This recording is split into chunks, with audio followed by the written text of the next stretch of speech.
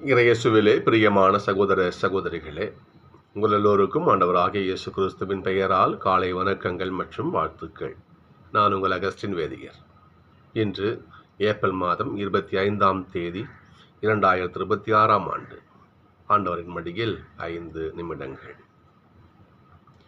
சகோதர சகோதரிகளே, இன்றைக்கு தாயாம் திரு அவையானது நற்செய்தியாளர் தூய மார்க்கு அவர்களுடைய விழாவை இன்றைக்கு கொண்டாடுகிறது. நற்செய்தி புஸ்தகங்களிலேயே முதலில் எழுதப்பட்டது மார்க் நற்செய்தி. 16 அதிகாரங்களை கொண்டது. இன்றைய நற்செய்தி வாசகம் 16ஆம் அதிகாரம். உலகெங்கும் சென்று படைப்புக்கெல்லாம் நற்செய்தியை பறைசாற்றுங்கள், நம்புவோருக்கு திருமுழுக்கு கொடுங்கள், நான் உங்களோடு இருக்கிறேன் என்று கடவுளுடைய வார்த்தையை அவர் நற்செய்தியாக அறிவித்தார்.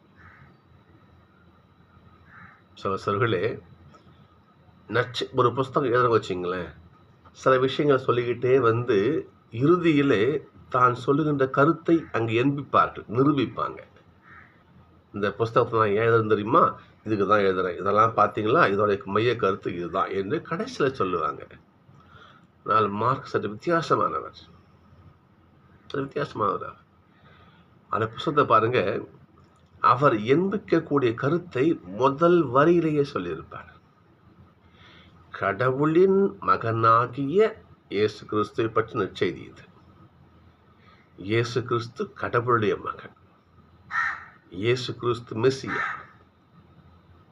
அவர் இம்மானுவேல், கடவுளுடைய பிள்ளை, கடவுளால் அனுப்பப்பட்டவர் என்பதை முதல் வரியிலேயே சொல்லிட்டு அதை எண்பிக்கிறார் மார்க்.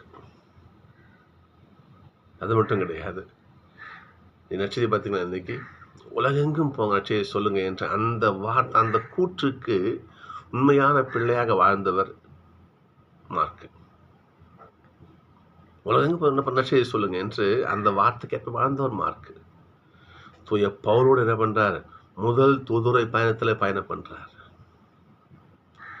திமோத்தேயு கழுத்தில் என்ன பண்ணுவார், பவுல் சொல்லுவார், மார்க்கு என்னுடைய முதல் தூதுரை பயணத்தில் ரொம்பவும் உதவியா இருந்த பிள்ளை என்று மார்க்கை குறித்து சொல்லுவார். இன்றைய முதல் வாசத்தில் பாருங்க, அப்போ பேதுரு சொல்றார், என்னுடைய அன்பு பிள்ளை மார்க்கு, எனக்கு அப்படி உதவி செஞ்சான் என் மார்க் சொல்லிட்டு மார்க்கை தூக்கி வைத்த அன்பு பிள்ளை என் மகன்னு சொல்லுவார் மார்க்கை பேதுரு. இவ்வாறாக நற்செய்தி பணியில அவர் நூல் எழுது மட்டும் கிடையாது, பவுலோடு பயணம் செய்து ஆண்டவரை அறிவித்தவர் தூய மார்க். பேதுருவோடு பயணித்து ஆண்டவரை அறிவித்தவர் மார்க். அது மட்டும் இல்லாமல் இவர் அலெக்சாந்திரியா நாட்டுக்கு சென்றார். அங்கே சென்று அந்த மக்களுக்கு நற்செய்தி, ஆண்டவருடைய செய்தியை அறிவித்தார். அங்கே சென்று இவர் மறை சாட்சியாக மரித்தார் என்பது ஒரு மரபு வழி செய்தி. ஆனால் ஒரு மரபு வழி செய்தி இவ்வாறு சொல்லுகிறது, இல்லை அவர் அலெக்சாந்திரியா போகல, ரோமைக்கு பவுல் எப்படி ரோமை ஜெயிலில் இருந்தாலும் அவர் உதவி செய்தார்னு கொலோசையில் சொல்லப்பட்டிருக்கோம்.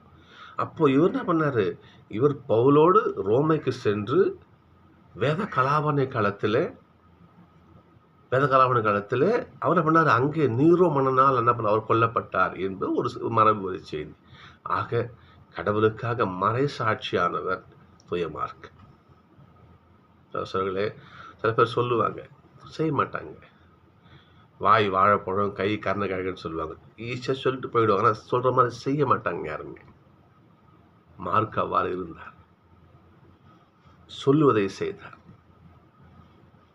தன்னோடு சொன்னார். நற்செய்தி பாருங்க, இன்னைக்கு உலகெங்கும் சென்று நற்செய்தி அறிவிங்க என்று கடவுளுடைய வார்த்தையை தன் நூலிலே எழுதி மட்டுமில்லாமல் அதை தன் வாழ்க்கையை செய்து காட்டினார் மார்க். பவுலோடு, பர்னபாவோடு, பேதுருவோடு கூடவே அந்த ஆண்டவரை அறிவித்தார். இறுதி காலத்திலே அந்த ஆண்டவருக்கு அந்த உயிரியை கொடுத்தார். சகோதரர்களே, நாமும் அவரை பின்பற்றுவோம். சொல்ற பிள்ளையாக இல்லாமல் சொல்லுகிறபடி வாழும் பிள்ளையாக மார்க்கை பின்பற்றுவோம், ஆண்டவரை அறிவிப்போம்.